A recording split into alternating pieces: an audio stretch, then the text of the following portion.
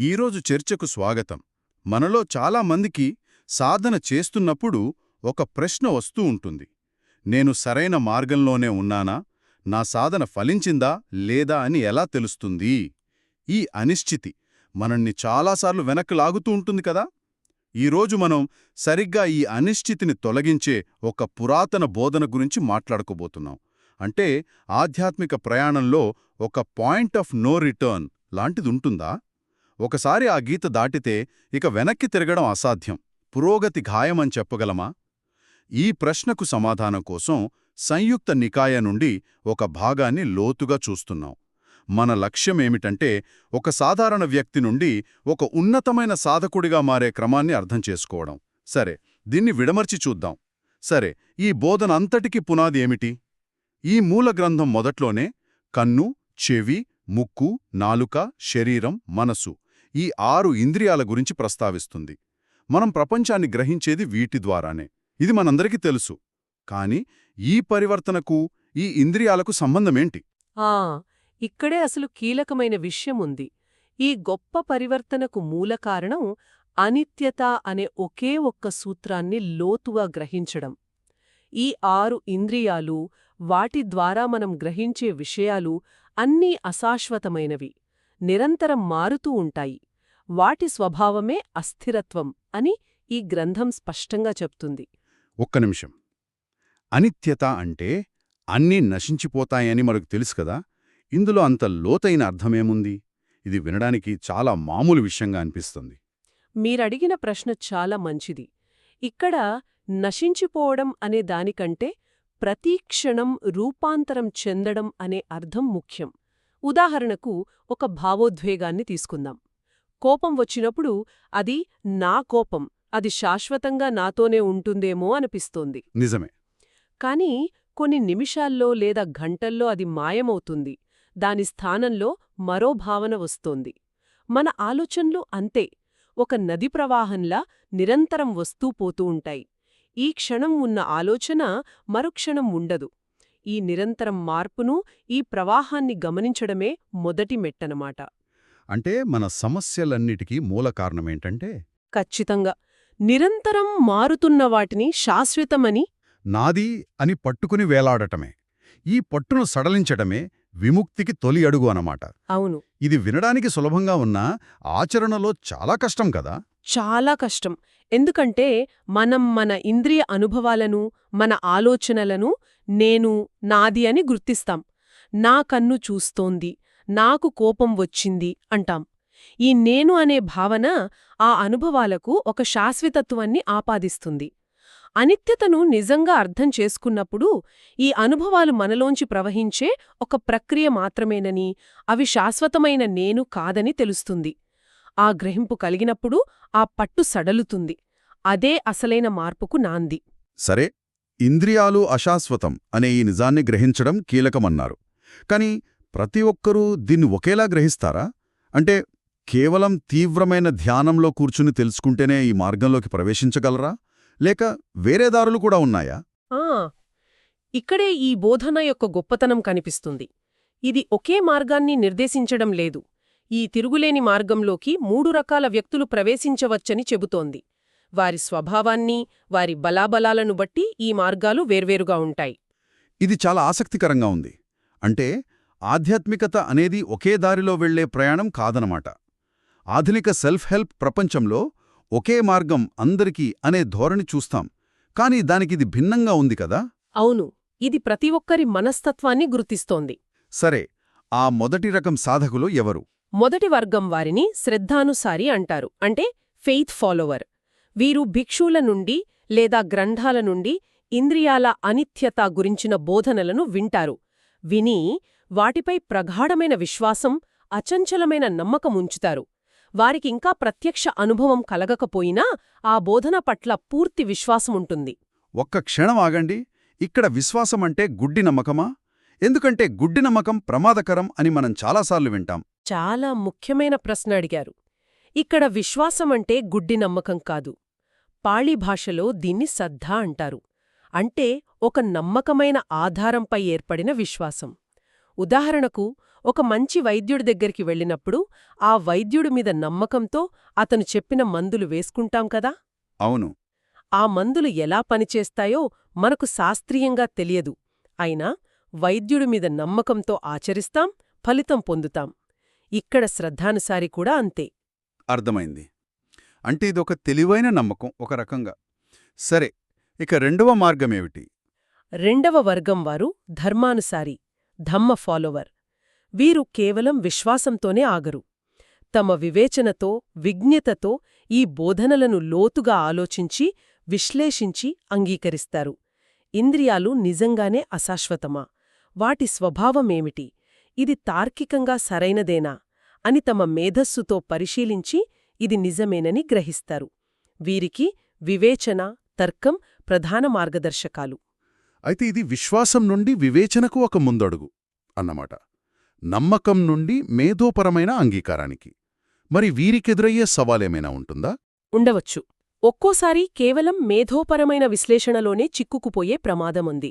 సిద్ధాంతాలను అర్థం చేసుకోవడం ముఖ్యం, కాని ఆచరణలోకి పెట్టకపోతే అది కేవలం పుస్తక పరిజ్ఞానంగానే మిగిలిపోతుంది. నిజమే. కాబట్టి వారు తమ మేధోపరమైన అవగాహనను అనుభవానికి మార్గంగా ఉపయోగించుకోవాలి. ఇక మూడో వర్గం వారు ఈ ఇద్దరికంటే భిన్నంగా ఉంటారా? మూడవ వర్గం వారే సోతాపండు, స్ట్రీమ్ ఎంటరర్. వీరు విశ్వాసం లేదా మేధోపరమైన అంగీకారాన్ని దాటిపోతారు. ఇంద్రియాల అనిత్యత అనే నిజాన్ని స్వయంగా తెలుసుకుని చూస్తారు. అది వారికి ప్రత్యక్ష అనుభవం, సందేహానికి తావులేని ప్రత్యక్ష జ్ఞానం. ఇది ఎవరో చెప్పిన మాట కాదు, లేదా వారు ఆలోచించి నిర్ధారించుకున్న సిద్ధాంతం కాదు. ఇది వారికి జీవిత వాస్తవం. వారు సత్యం యొక్క ప్రవాహంలోకి ప్రవేశించారు. అందుకే వారిని ప్రవాహంలోకి ప్రవేశించినవారు అంటారు.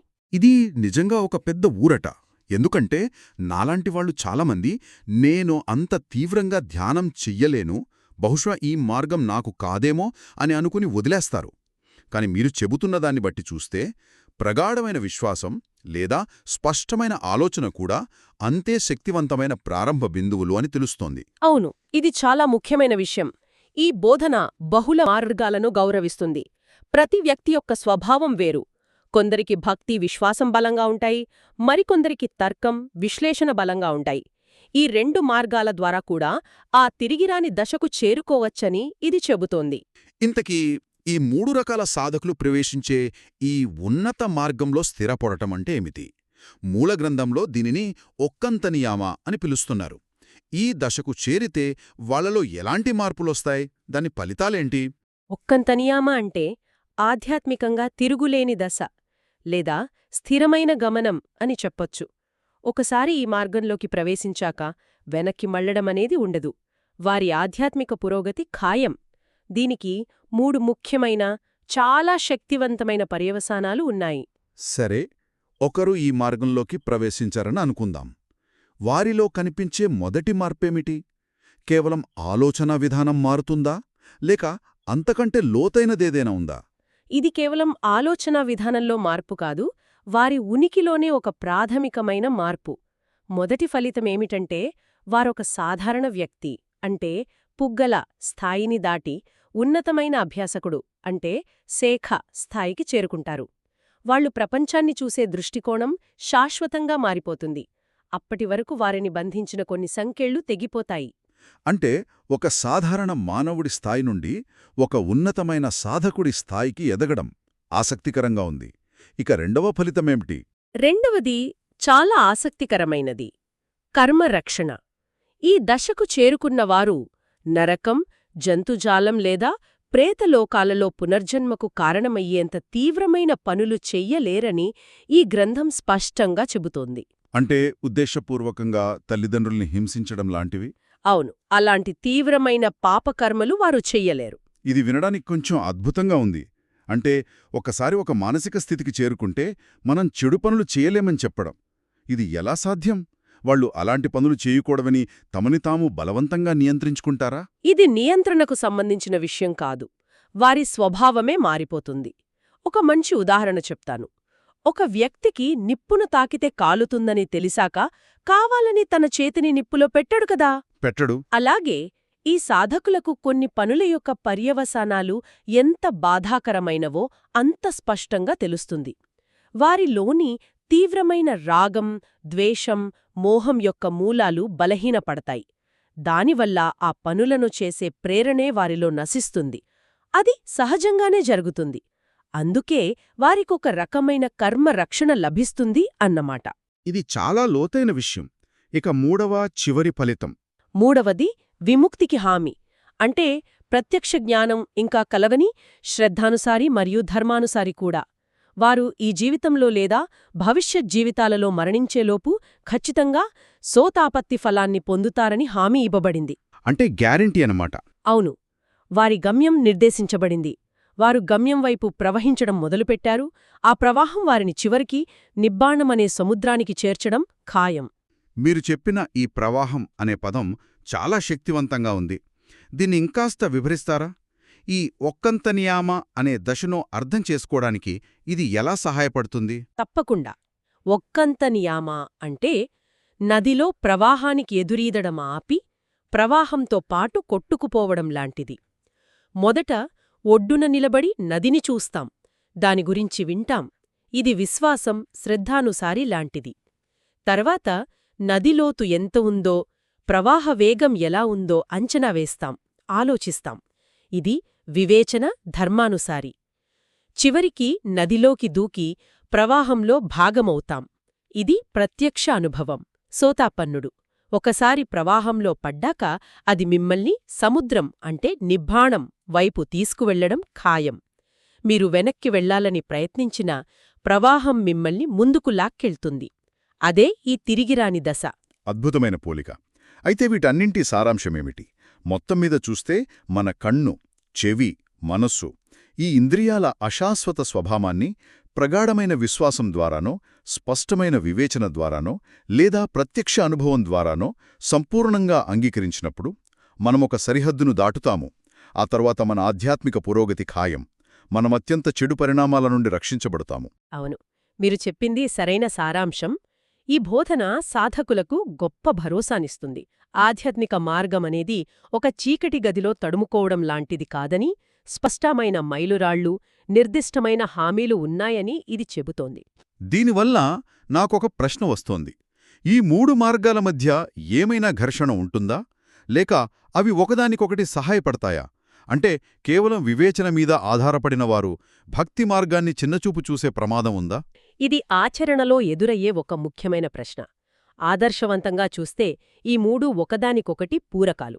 విశ్వాసం వివేచనకు, వివేచన అనుభవానికి దారితీయాలి. కాని కొన్నిసార్లు మీరు చెప్పినట్లు కేవలం వివేచన మీద ఆధారపడినవారు విశ్వాసాన్ని తక్కువగా చూడవచ్చు. అలాగే కేవలం విశ్వాసమున్నవారు తార్కిక విశ్లేషణను నిరాకరించవచ్చు. కాని ఈ బోధన యొక్క ఉద్దేశమేమిటంటే ఇవన్నీ కూడా ఒకే గమ్యానికి చేర్చే వేర్వేరు ద్వారాలని గుర్తించడం. చివరికి ప్రవాహంలోకి ప్రవేశించాక అందరూ ఒకే ప్రవాహంలో ఉంటారు. ఇది మన జీవితాలలో వివిధ రకాల జ్ఞానానికి మనమిచ్చే విలువ గురించి కూడా ఒక ముఖ్యమైన ప్రశ్న లేవనెత్తుతుంది కదా. మనం తరచుగా ప్రత్యక్ష అనుభవాన్ని మాత్రమే నిజమైన జ్ఞానంగా పరిగణిస్తాం. కానీ ఈ బోధన ప్రకారం సరైన పునాది ఉన్న విశ్వాసం, స్వచ్ఛమైన వివేచన కూడా అంతే విలువైనవి. నిజం. అవి రెండూ కూడా చివరికి ప్రత్యక్ష అనుభవానికి దారితీస్తాయి. అందుకే ఏ మార్గాన్ని తక్కువ చేయలేము. ప్రతి ఒక్కరూ తమ తమ స్వభావానికి అనుగుణమైన మార్గాన్ని ఎంచుకుని ఈ ప్రయాణాన్ని మొదలుపెట్టవచ్చు. ఈరోజు చర్చలో మనం తిరిగిరాని ఆధ్యాత్మిక మార్గం గురించి తెలుసుకున్నాం. ఈ మార్గంలోకి 3 రకాల సాధకులు ఎలా ప్రవేశిస్తారో చూశాం. వీటన్నింటికీ మూలం ఇంద్రియాల అనిత్యతను అంగీకరించడమే అని, ఆ తిరిగిరాని దశ అనే భావన గురించి లోతుగా మాట్లాడుకున్నాం. ముగించే ముందు వినేవారి కోసం ఒక్కొక్క ఆలోచనను వదిలివెళుతున్నాను. సోతాపన్నుడు ఇంద్రియాల అనిత్యతను స్వయంగా తెలుసుకుని చూస్తాడు అని ఈ గ్రంథం నొక్కి చెబుతోంది. మిగిలిన ఇద్దరూ నమ్ముతారు లేదా అంగీకరిస్తారు. ఒక విషయాన్ని మేధోపరంగా అంగీకరించడానికి, దాన్ని ఒకరి ఉనికిని మరియు గమ్యాన్ని శాశ్వతంగా మార్చేంత ప్రత్యక్షంగా తెలుసుకుని చూడటానికి మధ్య ఉన్న తేడా ఏమిటి? కేవలం సమాచారాన్ని గ్రహించడానికి, ఆ సమాచారం మన అస్తిత్వంలో భాగం కావడానికి మధ్య ఉన్న వ్యత్యాసం ఏమిటి? ఇది లోతుగా ఆలోచించాల్సిన విషయం.